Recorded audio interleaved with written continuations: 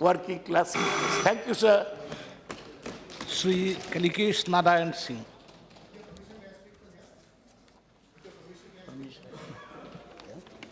Thank you, sir. Sir, the Honorable... Sir, I'm only going down the line in my party, not hopping across. Sir, the Honorable Minister, in his introduction statement, mentioned many things about this bill, the intent of this bill, and the fact that it has a larger public interest in mind, the fact that it attempts to cover up, as he mentioned, loopholes in existing law.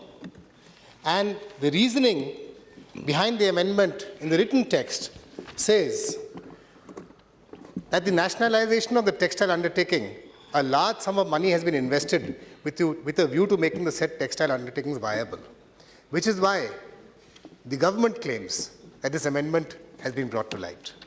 The Honourable Member, Shri Shaukat Rao Ji, in a cross-flawed discussion, told one of the other members that the government should approach the High Court for redressal of encroachment. But, sir, this bill itself has been brought about because the NTC and the government has received many adverse judgments, both in the High Court and Supreme Court. So why is this government going to go to the High Court when it attempts to subvert the judicial law, the judicial judgments made by the Honourable High Court and Supreme Court? Sir, the first thing this bill claims is that a large sum of money has been invested to modernize the textile mills. Sir, the Honourable Member Shaukat Rao Ji very correctly mentioned that out of selling of all the land, roughly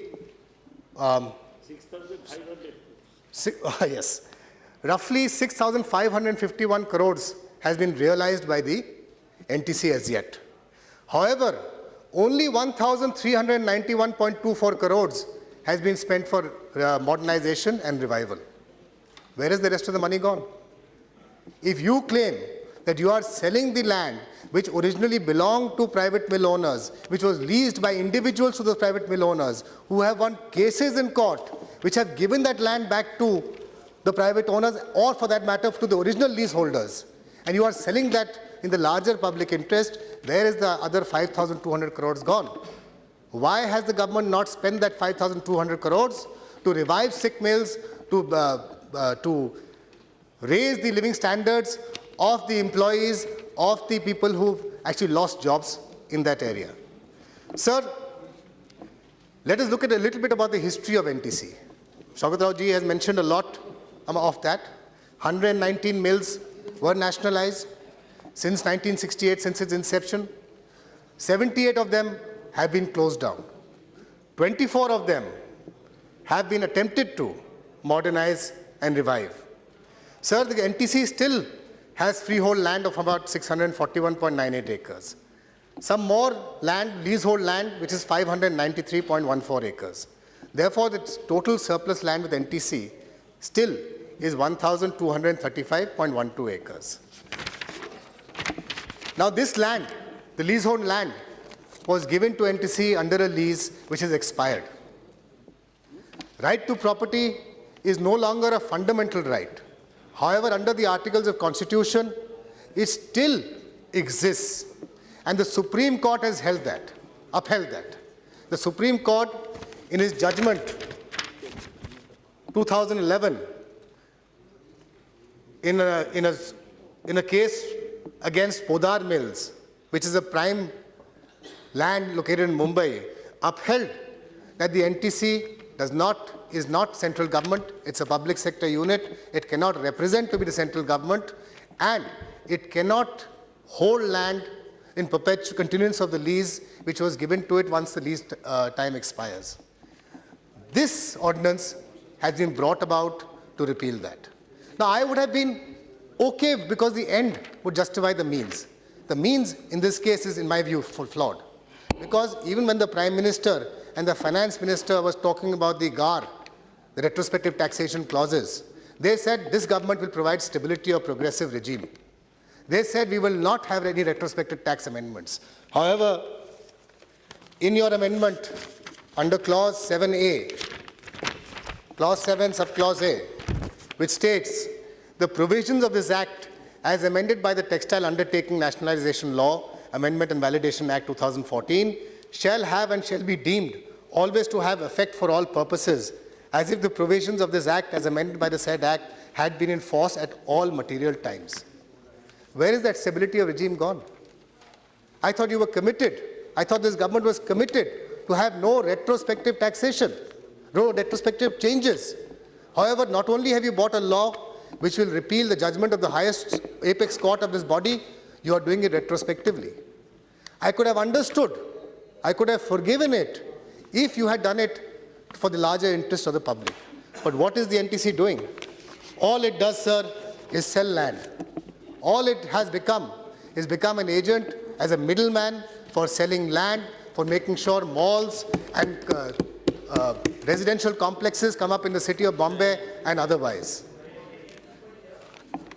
Apologies, sir. I think Eastern India has to be blamed for that. Both the member from Bengal and I have said it. Mumbai. Don't see the name. The rose is a rose by what Sir, this amendment should have spoken more about the revival of the textile sector as a whole. I am committed to believe that the Finance Minister and the Prime Minister have continuously mentioned that it doesn't matter whether it's public sector or private sector, we will reinforce the conditions for revival of certain sectors. And textile, of course, is a major employment generating sector. If this bill had been brought about with certain reforms in the sector, certain incentives for the sector, and a roadmap would have been laid by the Honorable Minister as to how he plans to revive this entire sector, we would have got unanimous support from this House.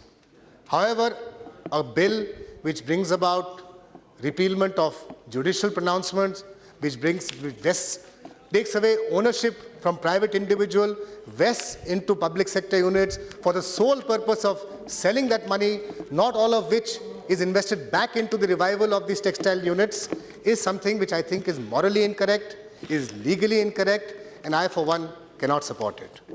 Sir, Honorable Member Srimati Mahajan was talking about the Prime Minister's grand scale of vision for Make in India. However, by bringing about this judicial enactment, by bringing about this amendment, the government seems to have been sold onto the idea of sale in India. Yes, sir. Yes. Do they want to sell all public sector lands? Why not privatize the NTC itself?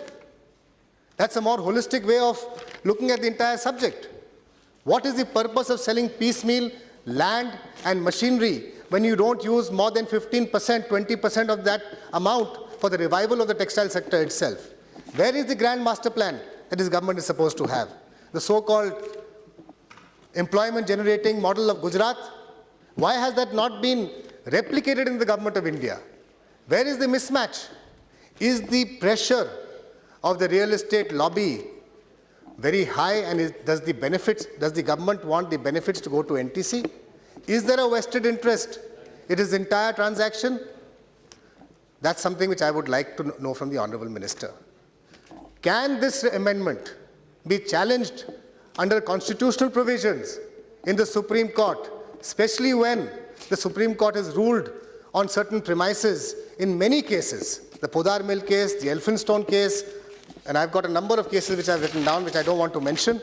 But can this provision be challenged under the Supreme Court and constitutional provisions? Has the government done enough homework about it? That's something I'd like to know from the Honorable Minister. And I would like a categorical assurance from the Minister, a detailed account from the Minister as to what has happened to the 6,500 crores which the government has received by divestment of the previous land, and what is the roadmap for the other 10,000 or 12,000 crores which the government proposes to get by selling off the other 1,250 crores which still has in its possession. What is the roadmap for that money to be used for the revival of the textile sector and not to benefit certain individual quarters, or not for the government to fill in its fiscal deficit gap? Thank you very much, sir. Aravind Sawant.